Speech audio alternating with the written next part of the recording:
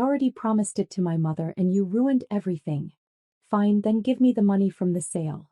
At least I can somehow compensate my mom for your brainlessness.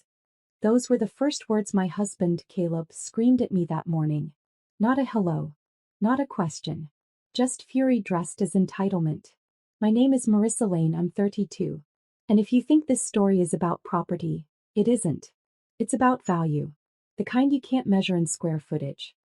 He stood in the kitchen, veins visible on his neck, clutching a mug he hadn't even poured coffee into. The morning light fell across the marble counter, catching the tremor in his hands. Marissa, you had no right, he shouted. That house was supposed to go to my mother. Your mother never owned it, I said calmly. It was in both our names and I handled the mortgage payments for 3 years while she played landlady in her head. He slammed his fist against the table. She already told everyone she's moving in. What am I supposed to tell her now? Tell her the truth, I said. That the sale was necessary. We needed liquidity, and I didn't want to go bankrupt pretending your family still lived in the 1950s. His expression twisted, half anger, half disbelief. You're unbelievable. You'd rather have money than family. No, I replied softly. I'd rather have respect than servitude. He scoffed, rubbing his temples. Then give me my half of the sale. I'll make things right.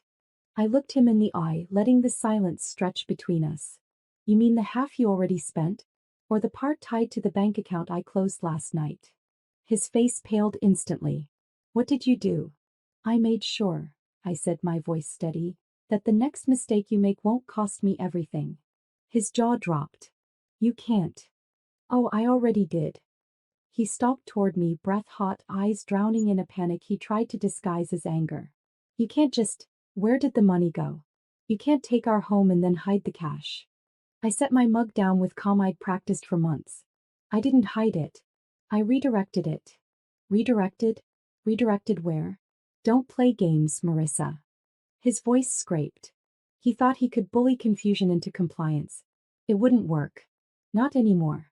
2 years of late nights at the startup, 2 promotions I'd negotiated alone, every freelance graphic job I'd taken while he polished his name at cocktail parties. Those were the ledger lines I had kept private. The country house had been a shaky investment. The buyer offered a clean, immediate sum. I accepted. I paid the brokers, the lawyers. And before he could blink, I went into a restricted trust, a portion to secure our taxes and the remainder, earmarked and legally protected, into an account titled Lane Family Continuity Trust with me listed as trustee. Why would you do that? He sounded wounded, more confused than furious now. Why not just talk to me? Because for the first time I was talking. I explained, steady, the house paid for him living off family expectations. I paid the mortgage every month while you declared spending networking. When your mother decided entitlement was owed, I decided I wouldn't be collateral. He glanced at the polished table, at the wedding photo in the frame where his arm was draped possessively around me. You're being dramatic. Maybe, I allowed. Or maybe I'm being realistic. I watched the muscle in his jaw twitch. You'll get access to a portion, conditional, with financial counseling and a repayment plan. You'll have dignity to rebuild. You'll also have boundaries to learn. He laughed then, small, brittle. And if I refuse? Then the money stays protected. And you learn that promises made to mothers don't trump legal agreements. He sputtered, words and entitlement collapsing into a small, panicked mess. For the first time I saw him as he was. A man who expected life to be a menu where he could order other people's choices. I felt nothing like triumph. Only a clear, cool choice finally acted upon. Caleb's rage collapsed into something else that morning. Fear. He followed me around the living room like a man watching his own safety net burn. Marissa, please, you don't understand. Mom counted on that house. She already told her friends she'd retire there. You've humiliated us. I turned, slow, deliberate. Us? You mean her? Because the only thing she's ever retired from is accountability. He winced. His phone buzzed. Mom calling. I could see the panic bloom. Don't pick it up, I said. You'll just make another promise you can't keep. He ignored me, of course. Mom? Yeah, she sold it. No, I don't know why. I'm trying to. He paused, color draining. What do you mean she moved her savings already? I knew exactly what she meant. I'd seen the hidden withdrawals weeks ago. Caleb transferring funds into his mother's temporary holding account. When I confronted him, he called it helping family. I'd called it stealing from our future. Now his betrayal came full circle. Marissa, he stammered, lowering the phone. You told her? I tilted my head. Told her what? That I finally looked at the joint statements? Or that you used me like a personal ATM? His shoulders collapsed. The truth had done what arguments never could. Silence. I stepped closer, my voice almost kind. You can still fix this, Caleb. You can start by calling your mother and telling her no. You can tell her the house wasn't hers. And you can tell yourself the same thing. He sat down, shaking. For a moment, I saw a boy lost in the ruins of his own entitlement. I just wanted to make her proud, he whispered. Then maybe start by being someone you'd be proud of, I said, picking up my keys. Because the next part of this story wasn't his anymore. It was mine. I drove straight to my lawyer's office that afternoon.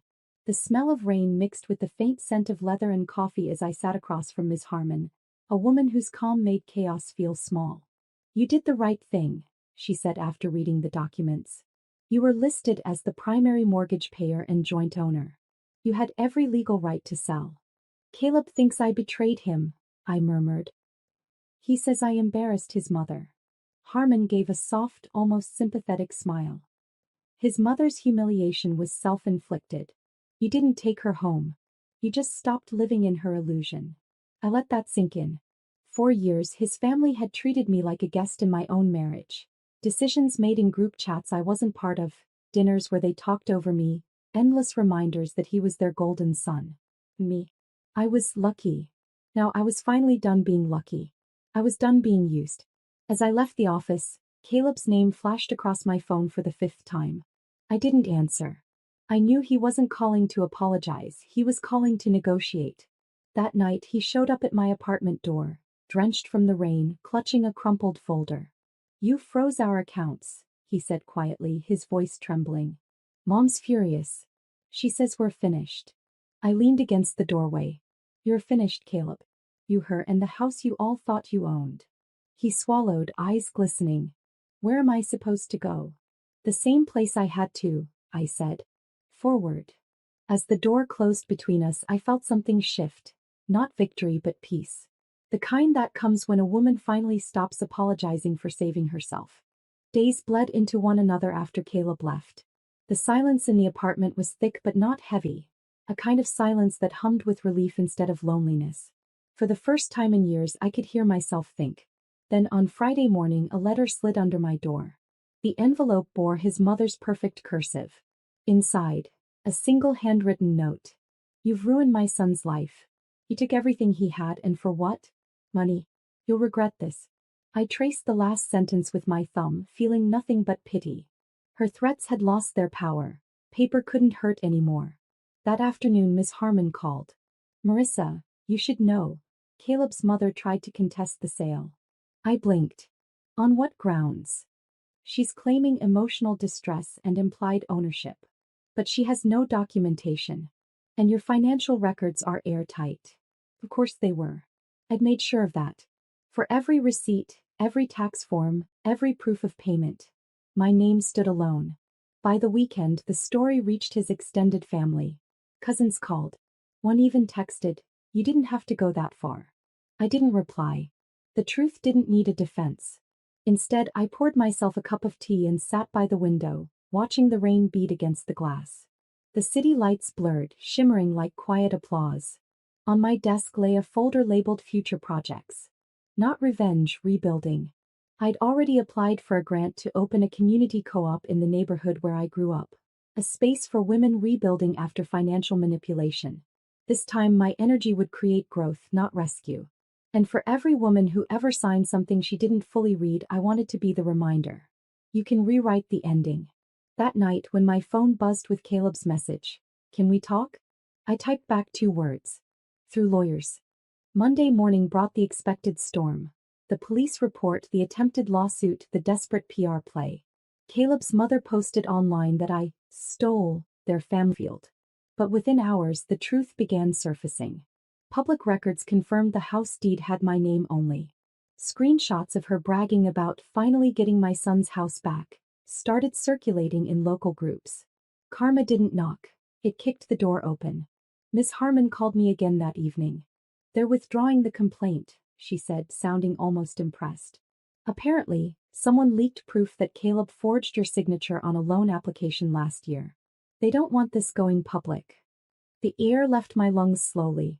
So that's how they plan to fund their mother's new home. "Exactly," she said. "If this surfaces, they'll be facing charges." After the call, I sat on the edge of my couch processing it all. The gaslighting, the manipulation, the emotional blackmail. It had always been about control, not love. Ethan, my neighbor from across the hall, knocked gently. "You okay?" he asked, holding out a takeout bag. I managed to smile. "Better than I've been in years." We sat together, the city hummed beneath us, eating in comfortable silence. Felt strange, normal. No tension, no obligation, just peace. "Can I say something?" he asked softly. "I've seen people destroy themselves trying to fix others. You did the opposite, you fixed yourself." Something in me melted. Maybe healing wasn't loud. Maybe it was small dinners and quiet rooms and the realization that peace didn't need witnesses. That night, I dreamed of the house, not as a battlefield but as empty space ready for something new. The next morning, a letter from the court arrived. Case dismissed. And just like that, the chapter closed itself. The weeks that followed felt like breathing for the first time after being underwater for years. My phone stayed quiet. No threats, no guilt-soaked messages, no midnight apologies crafted for control. Just silence. I filled it with music again. With sunlight. With plans. One Saturday morning, I drove past the old country house. The one Caleb thought he'd lost to me.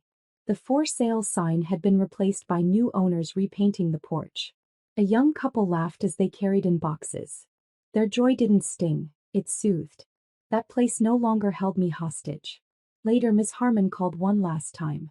"You'll get a refund from the overpayment after the closing," she said. "And Marissa, congratulations. You handled this with more grace than most clients ever could." Grace. The word lingered like a warm light in my chest. That night, Ethan and I walked downtown for coffee. The autumn air carried the scent of roasted beans and rain on pavement. "So," he said, "what's next for you?" I thought about it. Something mine. Maybe a new start. Maybe a new business. He smiled. "Just don't give anyone your keys again." I laughed for the first time in months. Lesson learned. The next morning, I stood by my window as sunrise spilled across the skyline. I thought of the woman who once signed papers she didn't understand, who bent over backward to keep peace at the cost of herself. She no longer existed. A message pinged on my phone. An unfamiliar number. "Mom's been hospitalized. He's asking for you." I stared at the words, unmoving. My hands didn't tremble this time. After a long pause, I typed back one word. "Prayers." Then I turned off my phone and opened my laptop, ready to start the life they never imagined I could build. It's strange how justice doesn't arrive with trumpets. Just quiet, steady truth. A week later, the headlines broke. Local man arrested for forgery and fraud. Caleb's photo flashed across every feed, his mother beside him, both facing charges for falsifying property and loan documents. I didn't gloat. I didn't even smile. I simply closed the article, turned off my phone, and exhaled. Peace, it turned out, wasn't loud either. That afternoon, I drove to the countryside, not to reclaim the house but to say goodbye. The porch paint was fresh now, wind chimes fluttering where once there were arguments. I left a small envelope in the mailbox addressed to the new owners. May this home be everything it never was for me. Safe, honest, full of laughter. On the drive back, Ethan called. "You free tonight?" "I am now," I said, watching the skyline shimmer in the sunset. We met at the Riverside Cafe, the air crisp with evening mist. He reached across the table, his hand finding mine naturally without ceremony. "You finally look like you can breathe," he said. "I can," I whispered, because I stopped trying to convince people who never listened. Later that night, I stood by my window again. The city lights reflected in the glass like thousands of small, forgiving stars. I thought of the woman who once apologized for existing, who stayed silent to keep the peace. She was gone. Tomorrow, the papers would finish transferring the last asset into my foundation's account. The one supporting women escaping financial abuse. The cycle was ending where healing began. I picked up my pen and signed the final document, my name steady for the first time in years. Freedom, after all, isn't given. It's taken back. Quietly,